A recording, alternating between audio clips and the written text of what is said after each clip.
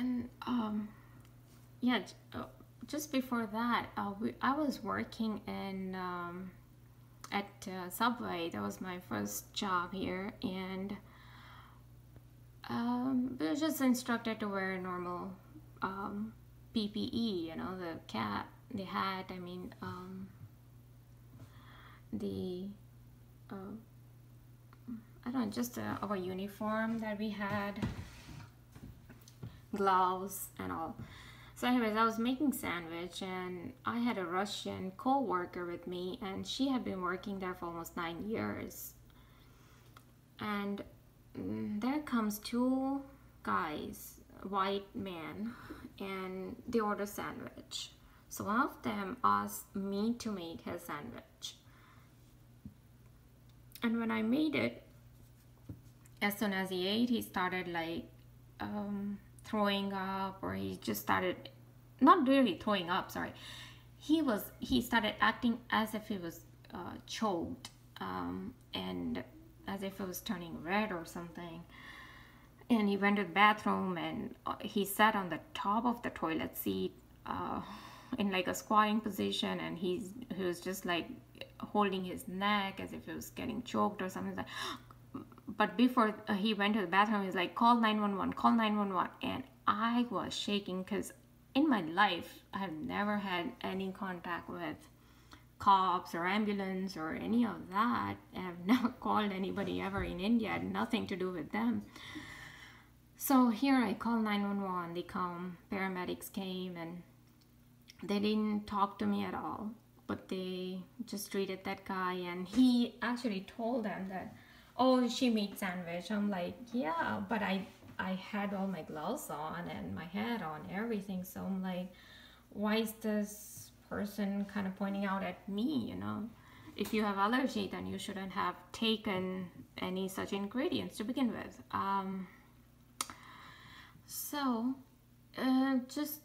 He comes out of the bathroom and he puts his hand over the paramedic's shoulder, and then they both laugh.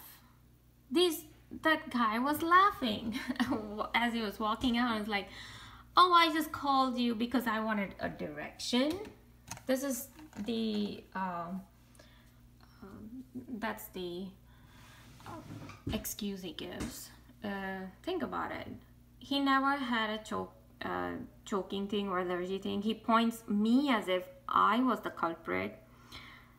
Again, all this was part of a street theater, and I knew somehow that this man is behind it and using ambulances, paramedics, and he's involved. I got little idea about it, but I just didn't know how big it was or how this whole network was.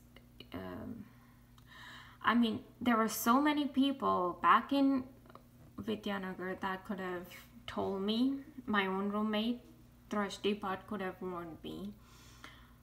Or Mitali Desai could have warned me. Or all these people, Nimmi could have warned me. Bhaumik Shah could have warned me. But all these people nurtured the psychopathic mind continuously.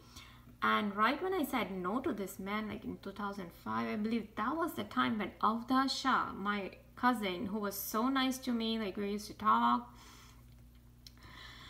I think in 10th standard, she came to my house, and even in 12th, like I know when my brother got married, we had so much good time, and suddenly in 2005, she just stopped talking with me because we used to exchange emails, you know, like mostly forwarded emails.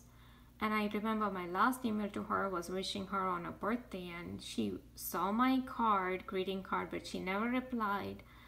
Not only she did not reply, but she never ever then contacted me via email or sent any forwarded messages. But that was it. And then when she actually visited Canada, her behavior was so bizarre. Like, she used to avoid me. She used to literally not talk to me. Even when we were sleeping in the same room, she didn't talk to me a word, and with a very light sarcastic smile, she calmly just went to sleep.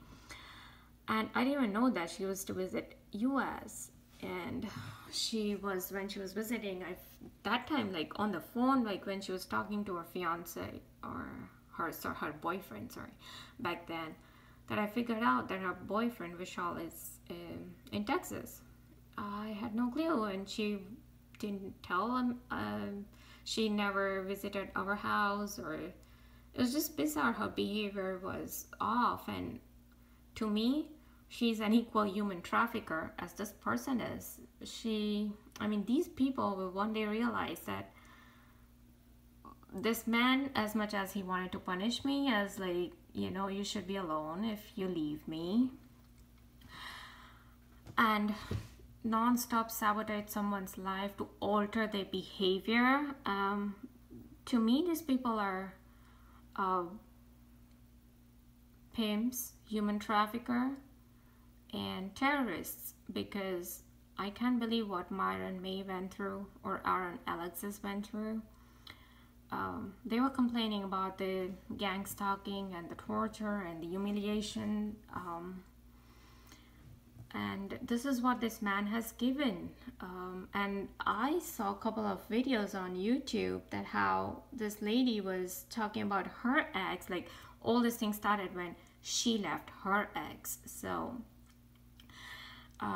definitely there's something going on about these people who are actual criminals, are actual sinners, and yes, they'll have to repay their karmas, where when they're so much into behavior control thing, or you behave like this, you treat your husband like this, and how are you treating your wife, maybe it's, or your ex, that's the first thing you should see yourself.